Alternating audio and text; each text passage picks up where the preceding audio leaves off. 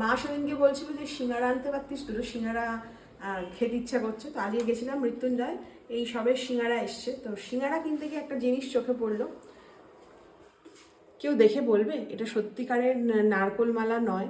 দেখো ছোট ছোট যে নারকোলগুলো হয়, ঠিক প্রপার একটা নারকোল মালা। এটা হচ্ছে ক্ষীরের মিষ্টি, ছোটোবেলায় আমরা খেতাম হাঁস, আম, গাজর, মনে পড়ছে? সেই রকমই একটা ক্ষীরের মিষ্টি, যেটা হচ্ছে পুরোপুরি একটা নারকোল মালা। আর বিশ্বাস করো এটা খেতে না সুপার টেস্টি হয়, পুরো ক্ষীর তো মুখে দিলে মিলিয়ে যায়।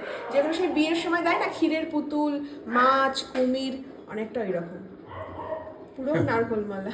আমি তো ভেবেছি নারকোল বেচছে নাকি রে ওদের। আমি জানি কোনো, আমি বলতে পারবো না, বলো তো এটা কি? আমি খাই না তো, আমি এটা মিষ্টি ক্ষীরের ভক্ত না। মিষ্টি।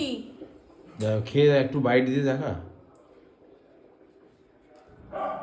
হ্যাঁ, একটু খাও। না আমি খাই না, না আমি মিষ্টি খাই না। দারুণ খেতে, দারুণ খেতে।